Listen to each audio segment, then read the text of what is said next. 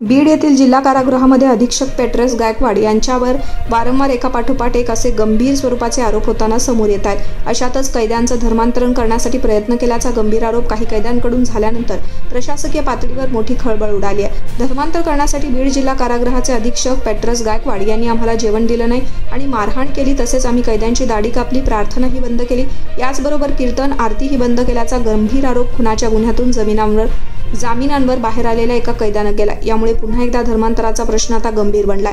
बीड जिल्हा कारागृहात असलेल्या बंडू जाधव या आरोपीस काही दिवसांपूर्वी बेदम मारहाण झाल्याचं सांगण्यात येत आहे। बंडू जाधव हा माजलगाव तालुक्यातील बोगरा येथील रहिवासी असून तो एका गुन्ह्यांमध्ये जेलमध्ये आहे। त्याला जेलचे कर्मचारी आणि अधिकारी यांनी विनाकारण मारहाण केल्याची खळबळजनक बातमी समोर आली आहे। हा सर्व प्रकार तुरुंगातील 6 नंबरच्या बॅरेटमध्ये सीसीटीव्ही कॅमेऱ्यात कैद झाला। यानंतर 7 नंबर बॅरेट समोरील सर्कल कॅमेऱ्यात ही मारहाणीची घटना देखील कैद झाल्याचं सांगण्यात येत आहे। याचा पाठोपाठ आता कारागृहातील भजन, आरती आणि प्रार्थना बंद केली आहे। महापुरुष संतांचे फोटोही काढून टाकण्यात अशी माहिती यावेळी मिळाली आहे।